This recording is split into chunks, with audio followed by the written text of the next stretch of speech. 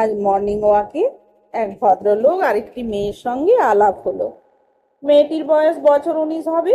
ভারী মিষ্টি দেখতে, চেহারাটা একটু গোলুমলু। হাঁটতে হাঁটতেই মেয়েটা বলল, বাবা, হাঁপিয়ে যাচ্ছি তো, আমি কি আদৌ রোগা হব? ভদ্রলোকের সুঠাম চেহারা। ভদ্রলোক আর্মিতে ছিলেন দীর্ঘদিন।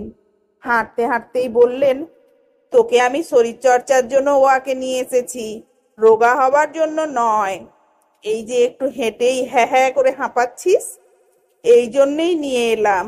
মেয়েটা আবার বলল, আমি পারবো না বাবা, আর কতটা?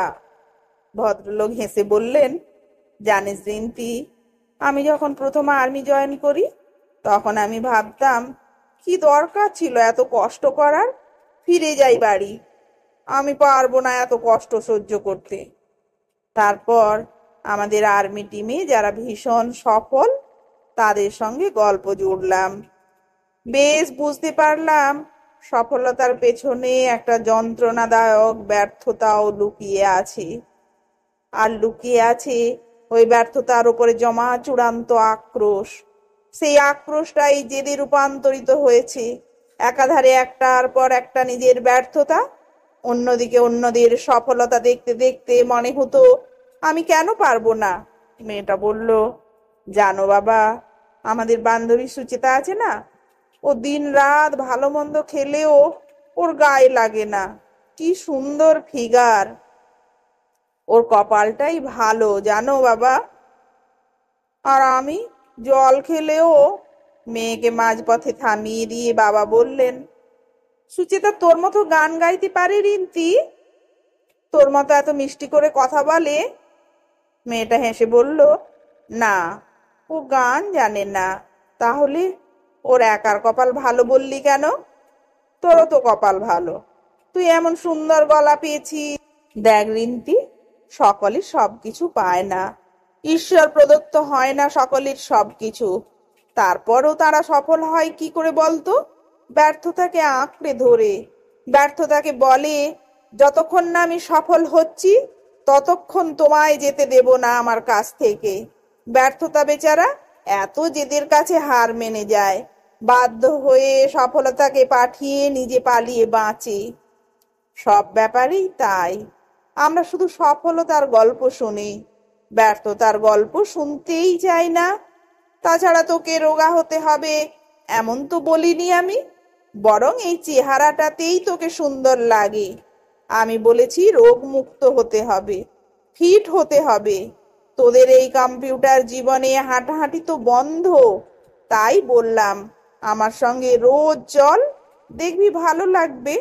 মেয়েটা একটু বিষণ্ণ গলায় বলল, আমায় বন্ধুরা মোটি বলে রাগায়, ভালো লাগে না। ভদ্রলোক বললেন, পাগলি, আর একটু বয়স হোক, বুঝবি সৌন্দর্যের অহংকার হলো সব থেকে নিচু স্তরের অহংকার। যার নিজের কোনো যোগ্যতা নেই সেই শুধু নিজের সৌন্দর্য নিয়ে অহংকার করে।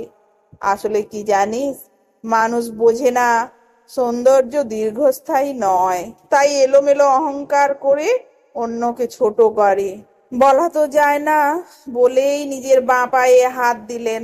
খেয়াল করে দেখলাম ওনার বাঁ পাটা আর্টিফিশিয়াল। আর্মিতে থাকাকালীন একটা দুর্ঘটনা এটা হয়েছে। ভদ্রলোক বললেন, আমি তোকে গান শিখিয়েছি, তুই ছোট থেকে গান গাইতে ভালোবাসতিস বলে। পাত্রপক্ষের সামনে গান গাইবি বলে নয়। আমি তোকে উচ্চ শিক্ষা দেব নিজের মেরুদণ্ডের ওপরে সোজা হয়ে দাঁড়াতে পারবি বলে, উচ্চ শিক্ষিত জামাই পাবো বলে নয়।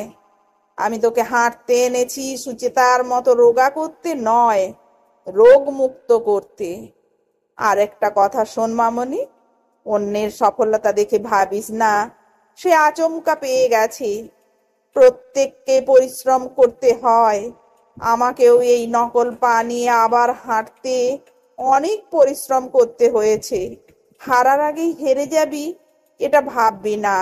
ভদ্রলোকের মানসিক জোর দেখে আমি আপ্লুত হলাম। যদিও আমার ভাবনাটাও কিছুটা এমনই।